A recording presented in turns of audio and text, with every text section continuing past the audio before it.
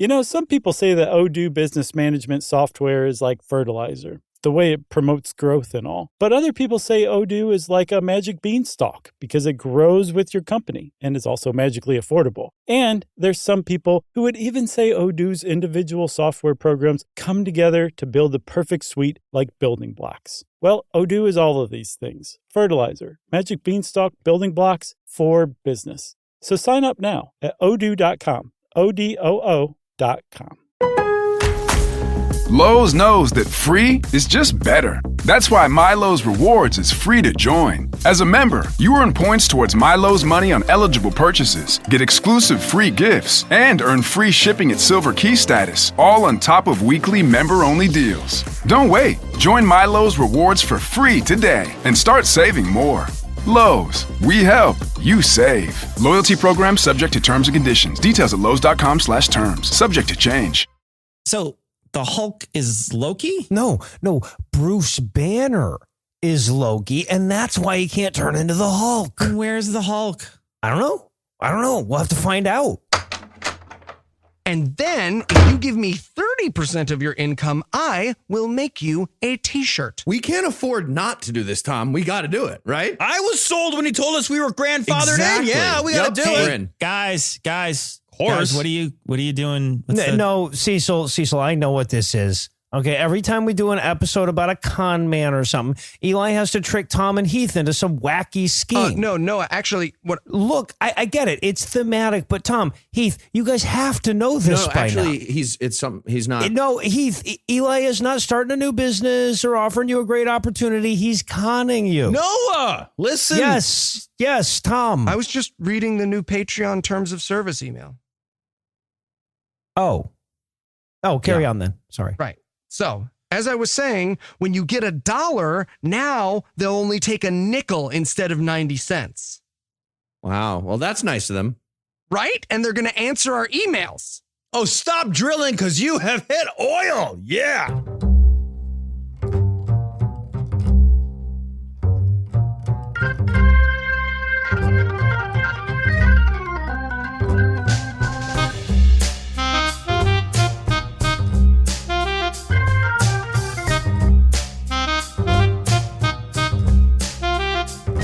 Hello and welcome to Citation Needed, the podcast where we choose a subject, read a single article about it on Wikipedia, and pretend we're experts. Because this is the internet.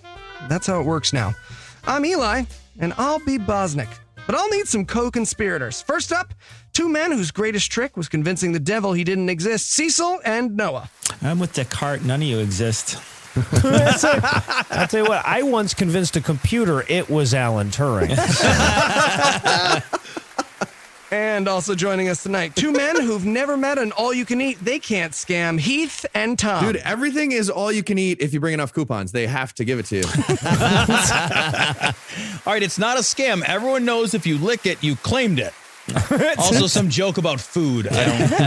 After that. Now, before we begin tonight, I want to take a moment to thank our patrons. You are the reason that we can do this show, and now we need you more than ever. If you'd like to learn how to join their ranks, stick around to the end of the show.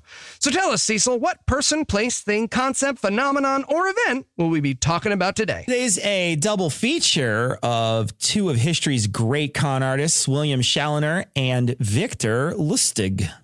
Now, Heath, you did not write about a disturbing insight into your personal life this week.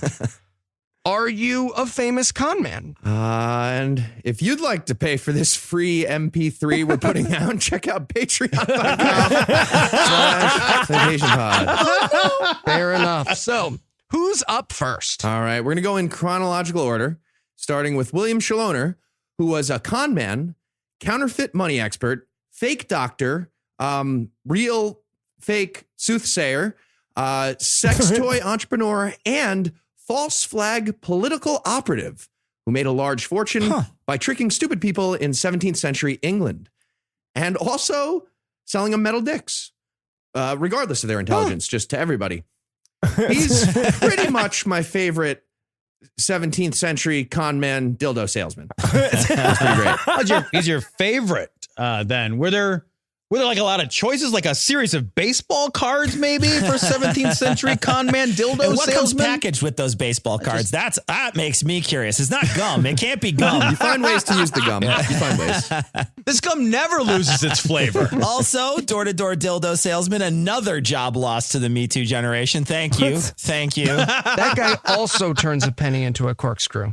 Hey, Eli, you remember when you thought this episode wouldn't contain disturbing insights into Heath's personal life? That was fun. Remember? Back in the day. So, Chaloner was born in Warwickshire, England in 1650 to a weaver and a lady married to a weaver. And he was almost immediately a giant pain in the ass. Unfortunately for his parents, this was a little before the invention of medicinal kid meth like Adderall, so they had lots of trouble controlling little William. And apparently the 17th century version of Adderall was child slave labor. Mm-hmm. So they sent him away to be an apprentice for a nail maker in Birmingham. Well, nothing's going to make you pay attention like losing a finger in a loom or something. You know what I mean? My kid has trouble concentrating. Maybe a job in the repetitive danger factory will help. Well, might help the parents. Side note, Repetitive Danger Factory is the name of my Rush cover band. Please come check us out. That's Playing just at my the review Y. of Rush in general. So Chaloner learned all about making metal into a sharp stick. Not a long internship. That was done pretty fast. And he soon realized that making metal into nails was a stupid job, especially when the same amount of metal could be made into so many other things that are worth more money. Like, for example, money. So he decided to pivot from nails into coins. And that worked out great because Birmingham was notorious at the time for being a major source of counterfeit coining. So he worked with some locals and mastered fake coining and then decided to start his own operation. Oh, so he actually turned a corkscrew into a penny. Eli was almost right. He went from 8 pennies to fake pennies. I get it. Yeah. That old adage, have no pennies, make a penny. Need a penny? Make another penny. You just made one. You're good. You should be good.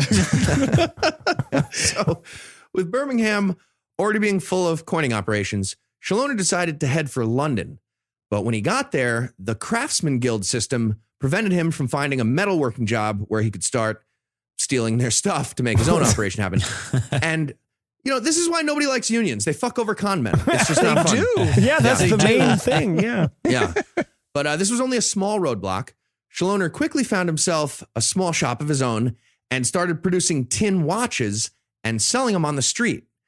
And what's the best way to distinguish your watches from all the other ones? You put a dick inside. I've been saying that for years. So that's what he did. That question answers itself. Exactly, Works for podcasts, too. exactly what he did. Put a dick inside. Yeah. So That's a solution to so many problems. The cause of so many problems is what I meant. Just A replacement for so many problems. and we know that it's all thanks to William Chaloner. Yeah. So his tin watches were really just a case for holding a dildo. But as you can imagine, that means you're either making a really large dick-shaped watch or a very unsatisfying dildo. So this venture only lasted for a little while. There's that one lady with a giant Flava Flav dildo clock around her neck. She's not fooling anybody. You're not fooling anybody. she looks down and is like, oh, would you look at the time? Dick 30 again. How come it's always noon when my sister comes home? Okay. So the dick watch thing was fading away, and Chaloner started thinking about which of his skills was the most valuable. And he realized that manufacturing fake metal coins was pretty good, but the most important part was the art of lying to stupid people. That was the real key. So he became the 17th century Andrew Wakefield at this point. As we all know, quack doctors still make money in 2019. So you can imagine how easy that was in the 1600s. See, ladies, this is a jade clock in the shape of an egg. That's the key. Yeah, I reject any century where a man who's perfected the dildo watch still has to go out looking for marketable skills. The world's better now. We live in a better world. Yep. And while you're giving people fake medical care, you might as well offer to tell them about the future, too. So in addition to the doctor service, he also offered soothsaying at this point. Yeah. My doctor tries the same scam. He's all like, you'll be dead in 6 months. And I'm like, okay, Karnak. Johnny Carson reference. He hit his wife. All right. So Chaloner's favorite angle was looking into the future and telling people where they should go to recover something that was stolen from them.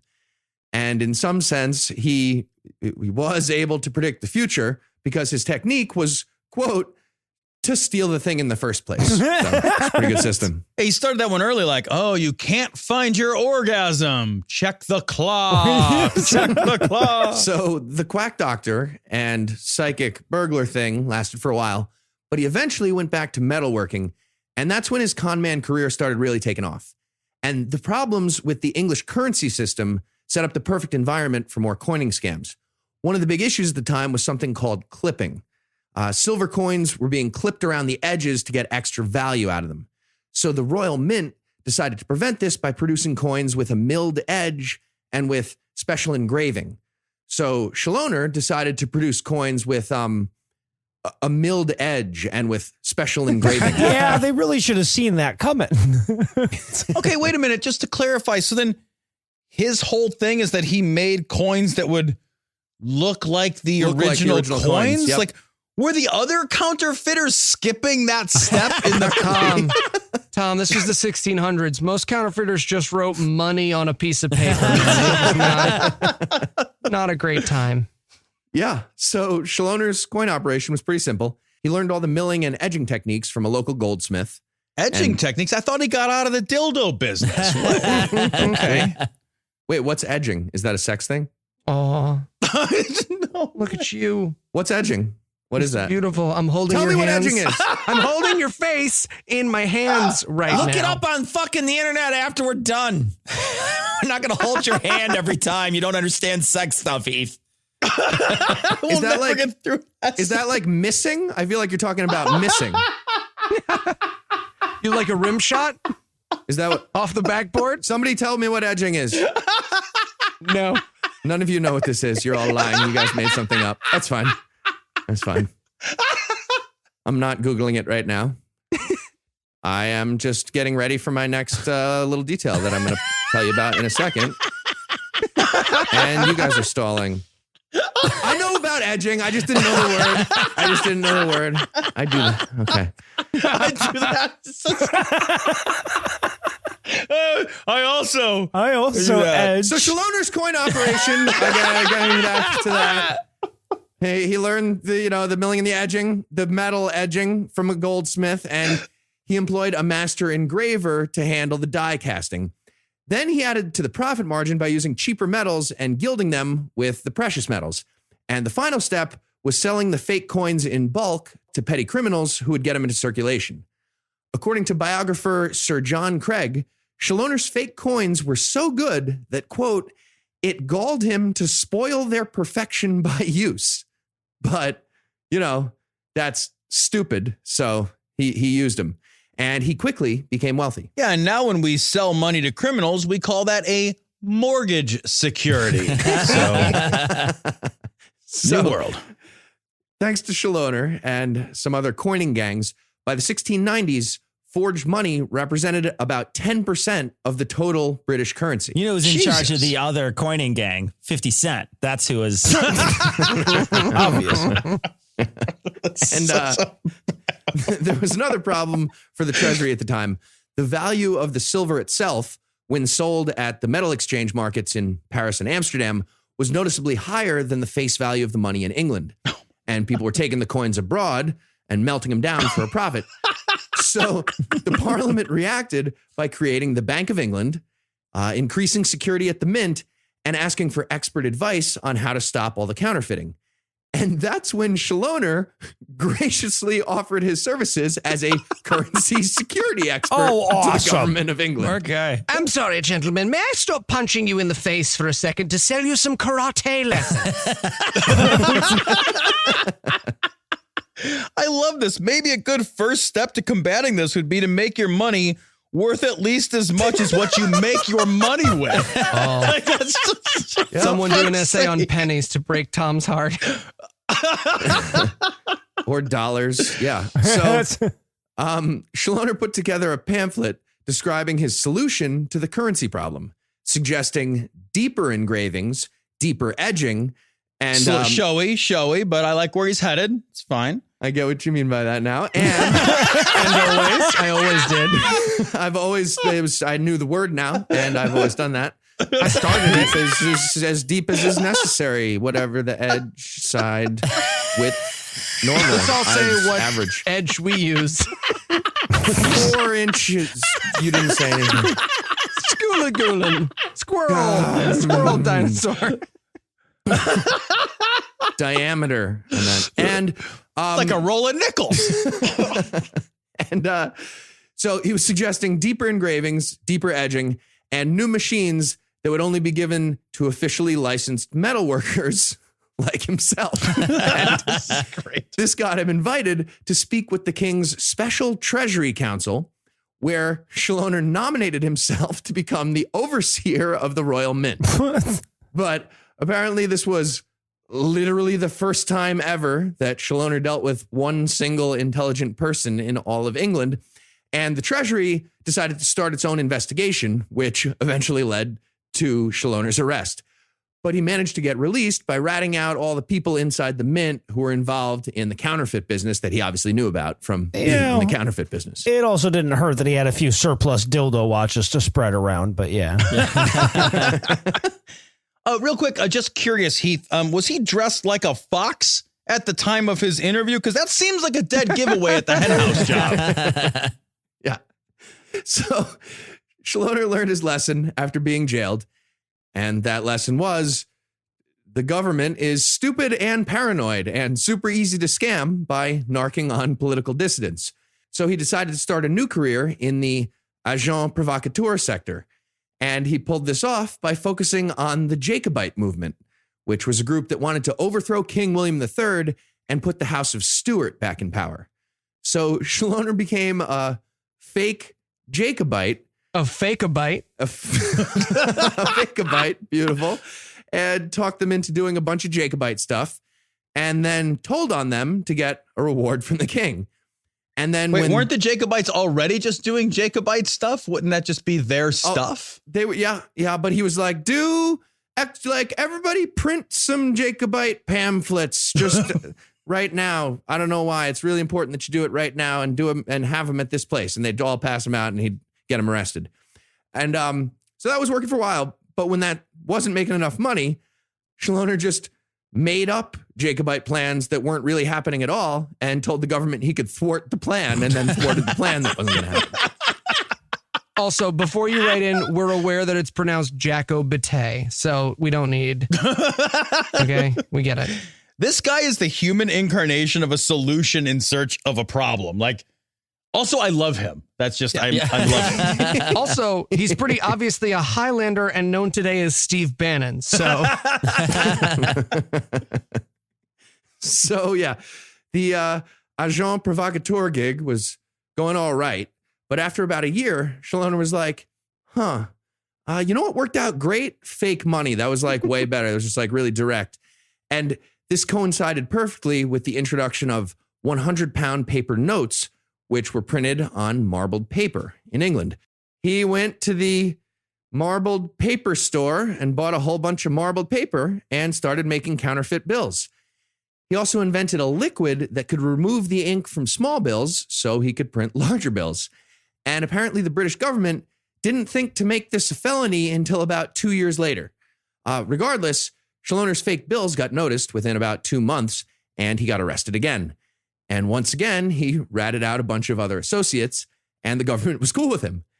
He even got a formal thank you from the Bank of England, a reward of £200, And he got to keep all the profits he made by counterfeiting their bills. Oh, Paul Manafort and Michael Cohen are like, we're not worthy. We're not worthy. I don't even mean to victim blame here, but I'm rooting for Chaloner at this point. This is just, he earned it. So Chaloner's somehow out of jail again, and he realized that the government never said anything about not making counterfeit lottery tickets. So he made a bunch of counterfeit lottery tickets for the lottery on the malt duty. Sounds like a weird lottery, but whatever. He made some more money on that. It was his malt-o-meal ticket. Malt-o-meal joke. I just love that, like, hold on, I can make fake anything was like a big revelation for this guy. So the lottery ticket thing eventually got Chaloner jailed again. And unfortunately, the one mildly intelligent guy at the Treasury finally decided it was time to really build a case against Chaloner. And the government realized at this point that they also had literally one of the most intelligent people in history on their team. And that would be Isaac Newton. So they got him involved. Not smart enough to get laid. Just saying. Just saying. or smart enough to not get laid. Thank you. It's intelligence. Some people are just too smart. There's the edging. You wait. See? There's your ear. Yep. So they were like, hey, Isaac Newton, stop inventing calculus for a second and help us hang this counterfeit guy.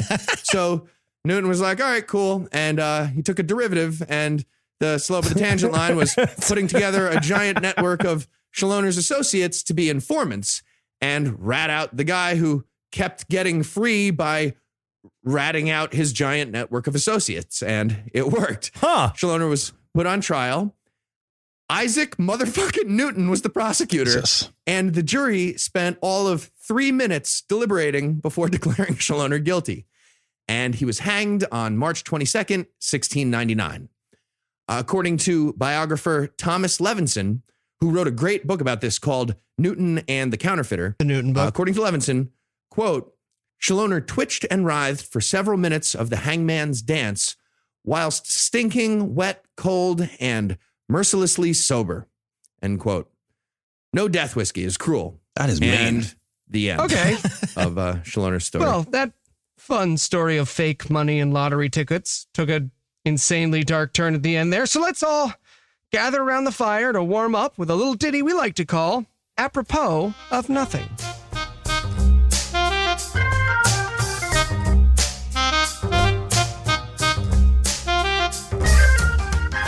Warning, the following sketch contains spoilers for Jordan Peele's Us.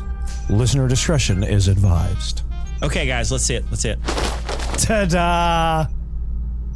What are they? We call them the Tethered. It's a clone. Well, it's a clone without a soul. Souls aren't real, Alan. They could be. You don't know. I do, though. I know. Okay. Gentlemen, what do they do? Right. So, you know how you wanted us to make these puppets that do whatever the people we copied do? No. I wanted you to make clones that would allow us to puppet the people we copied. I feel like that's the same thing. Yeah, you just said the same thing just now. You just said you did. Same thing. Yep. No, I didn't. You guys made clones that copy people. I wanted you to make clones that make people copy them so we can control them. Get it? So people copy For the them. control. That's a cool For idea. control. I didn't really know what you were. Yeah. Mm-hmm. Okay, so we did not do that. So what did you do? Well, Okay. So you know the stop copying me game? Yes. That. We made that for all of America. But worse. like significantly Yeah, way worse. Yeah. They're not Okay. good at it. Okay. Not at all. Okay, good at guys. it. This project is an obvious failure. I hate to say it. You know what you have to do.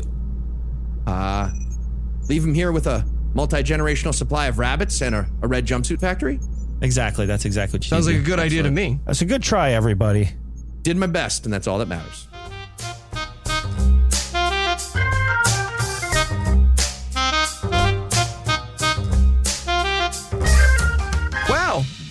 really was apropos of nothing. So tell us, Heath, who was Victor Lustig? Nope. We're going to say Victor Lustig. It's spelled Okay. like that. I'm sure it's pronounced differently. He's from Austria-Hungary. Anyway, Victor Lustig was a con man, again, from Austria-Hungary, who ran a series of scams throughout Europe and the United States during the early 20th century. Much like William Chaloner, his name isn't very well known, but he's widely regarded as one of the greatest con artists in all of history. And he's responsible for 3 of my favorite cons of all time. The first is when he managed to sell a box that could allegedly create a perfect copy of any unit of currency that you put inside of the box. The second is when he sold the Eiffel Tower. And the third is when he sold the Eiffel Tower again. He did that twice. Like, seriously. He's pretty much my favorite 20th century counterfeit money Eiffel Tower salesman. He's pretty great. Wait, I got to rewind. He said he had a box that could copy any unit of currency that he would sell for currency. I'm intrigued. It's the perfect Wall Street strategy, but I don't use it myself. I can't. So I'm selling you a book. Yeah. So Victor Lustig was born as Robert V. Miller in Holstein, Austria-Hungary in 1890. As a child, he was a gifted student, and during his travels around Europe, including his time at a university in Paris, he learned to speak several different languages. And after leaving school, he decided the best use of his skills would be either translator, podcaster, or con man. And he went con man. You know, those last two aren't mutually exclusive. I just want to say. Jeez, you create one podcasting network with modest dues, and Cecil is just all over you. So Lustig's early career was mostly running scams while on board ocean liners between France and New York. This gave him access to a bunch of rich people, and he'd basically just talk them into investing in stuff that didn't exist. That was his He sold scam. Bitcoin. Cool. That's same thing. My favorite example is when he would pose as the producer of Broadway musicals and pretend he was taking investments in a new show. And hopefully, at least in my head, this involved actually singing musical numbers from a fake production. He's like, I'm sorry to bug you, but can you spare anything? I'm Broklahoma. I mean, trapped on an ocean liner and the only thing on is like a one-man version of The Producers. I'd give him money to stop that shit too. So it's about a series of AIDS patients who won't take their medicine. Or pay their rent. Yeah. Right. And their friend offers them a free place to live if they don't stage a protest of his perfectly legal business deal. Right. So they kill his girlfriend's dog. Seriously? And you're expecting this to run for like 12 years in a movie? I'm in. me too, actually. You know what? I hope there's emotional abuse. Sounds great. It was at some point during his ocean liner phase that Lustig decided to get rid of his given name of Robert Miller. Apparently, Robert Miller was too conspicuous, so he switched to something less memorable. And the name he came up with was Count Victor Lustig. Yes. But it worked, so he stuck with it for a while. I mean, it's probably a coincidence that that's an anagram of Convict's Guilt Tour, but it is. So, following World War I, the transatlantic ocean liners were pretty much all shut down for a while. Okay, wait. And- Following World War I, but not during World They War I. were shut down in a totally different way during. Yeah. War's over. Shut down the ocean liners, guys. Yeah, so Lustig was forced to find a new venue for his scams, and he decided to move to the United States, where he quickly developed a reputation with law enforcement. One of his early cons that got him on the police radar was a bond selling scam that he pulled off in 1922, in which he convinced a bank to buy bonds for a repossessed property, had them hand him a bag of cash, and then managed to use sleight of hand to walk out with the money and the bonds. I like to think he did it like David Blaine, though, like all slack-faced and dead-eyed, and the bank just holding its hands to its face like, what? Yeah, I'm not sure about the con man thing. Like, I'm not sure just stealing stuff when no one is looking is a con. Right? Yeah, but nobody likes the name world famous steal stuff man. So Do you mean thief? that is a word. There is a word. Magician. Yeah. All right. So that brings us to my top 3 Victor Lustig scams. And we'll start with the Eiffel Tower thing. So it's 1925, and Lustig is living in Paris at this point, and he sees a newspaper article about how the government was having trouble with the high upkeep costs of the tower. The article also mentioned that public opinion seemed to favor getting rid of the tower completely. So Lustig decided he was going to sell the tower to a scrap metal dealer. That's like convincing the glue factory owner that you really have to just get rid of this old nag secretariat. Yeah, fuck the Eiffel Tower. That thing's made out of iron. You have to make sure it's seasoned really well all the time. And I don't care what you say, eggs are always going to stick to that fucking thing. Some guy is just throwing grapeseed oil at the base of the tower. My aunt swears by this stuff. You got to refrigerate it, but it's good. All right, so here's how Lustig pulled it off. I'm always disappointed by stories that start with those words. He started by hiring a document forger to make him some fake government stationery. And then he invited a handful of scrap metal dealers to a secret meeting at a fancy hotel. He used the fake documents to make them believe he was the Deputy Director General of the Ministry of Postal Services and Telegraphs. I'm not sure why that would put him in charge of the Eiffel Tower, but that's what he went with, and they believed him. Also, again, these metal guys were super dumb, and he was able to convince them that the government wanted to very quietly sell the tower and that he was the person in charge of making the deal. Part of his explanation was that the Eiffel Tower is actually really ugly compared to all the other beautiful architecture in Paris, which is absolutely true. Yeah. And it worked. And they all submitted bids to purchase the Eiffel Tower from the guy in charge of Postal Service and Telegraphs. So yeah, these metal guys are really, really stupid. But one guy named André Poisson was extra stupid, and Lustig could tell. The guy came off as insecure, I guess, and clearly wanted to become more prominent in the business community. So Lustig chose Poisson as the final mark and invited him for another meeting, during which Lustig hinted that a decent-sized bribe would definitely win the contract. Yes, amazing. This is one of my favorite parts. Just the money for the entire fucking Eiffel Tower wasn't enough for Lustig. He got himself a bribe on top of that. Amazing. And once he had the money for both the bribe and the Eiffel Tower, he fled to Austria. I fucking love this guy. He got someone to pay him a bribe to steal money from him. Like, I'm going to rob you, but only if you blow me first. That's good. That's just like...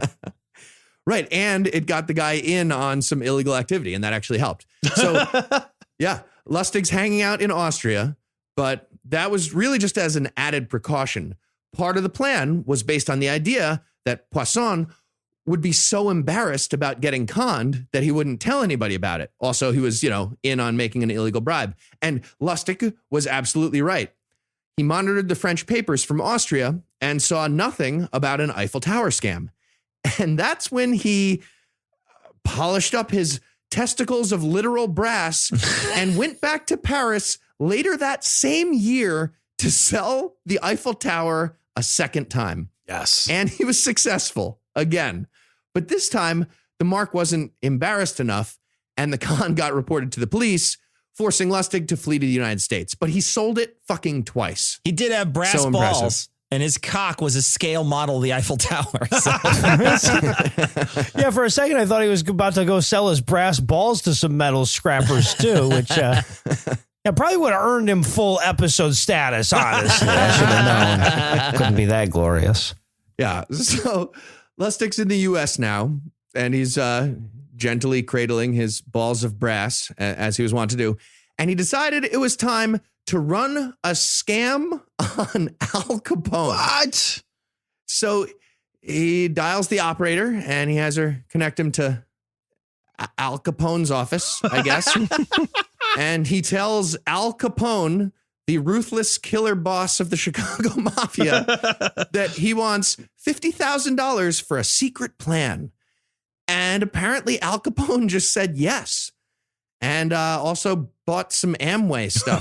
So Lustig took the 50 grand and put it in a safe deposit box for 2 months.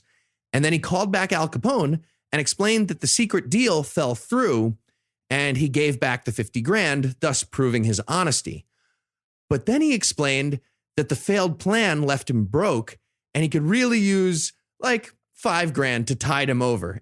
And it worked. Al Capone just gave him $5,000 to be nice. You know, we don't talk about how nice Al Capone was enough. Plot twist, that was actually the $5 grand Capone had earmarked for his taxes. So backfire. Yeah, or some syphilis medication, I guess. Yeah, big backfire. And that brings us to the magic money box, also known as the Romanian box. I have no idea why this worked, but apparently Lustig pulled this off a whole bunch of times in a row. And here's how it went. He built a mahogany box and somehow convinced people that it could duplicate any type of paper money that you put inside. There were 2 slots in the box, one for inserting the original bill and one for inserting his special paper that would morph into whatever national currency paper it needed to. And he told everyone the magic box needed 6 hours to finish the copy for whatever reason. So weird. My church had one of these when I was a kid, only it was a plate and then the timeline was your entire life. So. Yeah, right. Same principle. I just can't help myself. Why couldn't I have been a magician back then? Just, is this your card? Maybe. Will you be our god? Like that would have been. You got 6 hours to get to the prestige. It's amazing. All right. Now, this is my favorite part. In addition to the slots, the box contained a special compartment with a whole bunch of levers and buttons that had to be operated just right in order to make it work. So he'd ask the mark for a bill. He'd insert the real bill and the special paper. And then I'm assuming he'd move around levers and buttons for 6 hours just for his own personal amusement. And then he'd pull out the original bill and the alleged copy of the bill, which was obviously just another real bill that he put in there in the first place, along with a few others that the mark might choose. But in the US, it was pretty much always a $100 bill that they'd pick. Once the copy was done, he'd go to the bank with the mark and have the new bill verified as real money. And then he'd refuse to sell the magic box until the mark offered a really high price. God, the people who believe this also thought there was really a coin behind their ear. Well, you see, I have these magic beans. Oh, you wouldn't be. I'm sorry. Nobody thought to check the serial number. No kidding. Oops. Oh, I looks like I set this lever to crude dick drawn on Ben Franklin's nose. My bad. Sorry. Yeah. So this kept working. I can't stress that enough. Like a bunch. But there was one notable incident in which Lustig ran the scheme on a sheriff in Texas, and it didn't work out so smoothly. As usual, they went through the whole process, and the sheriff paid several $1,000s for the box. And then Lustig fled to Chicago as soon as possible. But when the sheriff realized later that it was a con, he went on a revenge-fueled manhunt for Lustig. And having law enforcement connections all over the country made it way easier than for the average person. So the sheriff finally tracks him down, but Lustig convinces the guy that he was just doing the levers wrong. Amazing. He also gives the guy a bunch of cash as an apology for, explaining the instructions badly. So the sheriff went away happy. At least until he got arrested by a different police department for passing the counterfeit cash that Lustig gave him. No. And he's just like, no. You see, I was the real victim. You see, I was just trying to buy a magic counterfeiting box. And yeah, okay, I see where I went wrong on that one. No. Wait, let me start again. So I hunt down the guy who sold it to me to kill him, right? What do you mean worse? Stop it. And speaking of counterfeiting, Lustig eventually started a whole counterfeit operation of his own in 1930. This lasted for 5 years and produced thousands of dollars worth of fake bills every month. But he slipped up when his mistress found out he was cheating on her with another mistress. And she called the police and told him about a few suspicious details he must have let slip. Women. So on May 10th, 1935, Victor Lustig got arrested by federal agents in New York, and they found $51,000 of fake money in his locker in the Times Square subway station. But he wasn't quite done yet. The day before his trial, he faked an illness and used a makeshift rope to climb out the window of the jail he was in, and he fled to Pittsburgh. But they tracked him down a month later, and he got sent to Alcatraz for a 20-year sentence, during which time he died of pneumonia, about 12 years in. He shows up to Alcatraz. He's like, oh my gosh, Al, you're here. Listen, I need $5,000. I need $5,000. And one last detail about Victor Lustig. He's often credited as the source of something called the 10 Commandments for con men. And here's the list. 1, be a patient listener. It is this, not fast talking, that gets a con man his coups. 2, never look bored. 3, wait for the other person to reveal any political opinions, then agree with them. 4, let the other person reveal religious views, then have the same ones. Great one. 5, hint at sex talk, but don't follow it up unless the other person shows a strong interest. Feel like a lot of guys need that advice, not just con men. Yeah, that's just a good single commandment for men. 6, never discuss illness unless some special concern is shown. 7, never pry into a person's personal circumstances. They'll tell you all eventually. 8, never boast. Just let your importance be quietly obvious. 9, never be untidy. And 10, never get drunk, boo nerd. Yeah. These seriously seem like the same rules you could use at a work cocktail party for the. What is the difference? Yeah, well, and now the audience knows why we had to choose this line of work instead. Yeah. Not looking tidy. Bullshit. So, Heath, if you had to summarize what you learned in one sentence, what would it be? Con men should all retire one con earlier, and they'd all do so much better. Just put this one last job, though. You heard him, fellas. Series finale of Citation Needed. Are you ready for the quiz? Ready for the quiz. All right, Heath, I'm going to go first. What's a good name for your coin counterfeit gang? A, 2-bit hoods. B, raging bullions. C, That's excellent. chapter 13. Or D, Hell's Changels. Phenomenal. That's too really cute. good too. But no, it's got to be B, raging bullions. That's fantastic. Okay. All right. Sure. Excellent. Maybe. All right, Heath. Very obviously, stealing is wrong, and we shouldn't celebrate the people who do it. Unless A, right, okay. They leveraged a map composed of states populated by imbeciles. Subtle. It's subtle. B, there's a collection plate, a long book no one reads, and a guy wearing a silly hat. A and B. Might be B. Or C, your friend is absolutely sure you can make 6 figures working from home. It's D, all the above. It's got to be. Sure. Yeah. Excellent.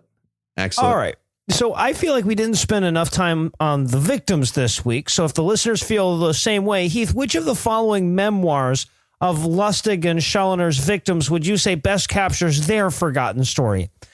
A, No Country for Dumb Men by Sheriff Barnard McCoy. B, Eiffel in Love with the Dream by Andre Poisson.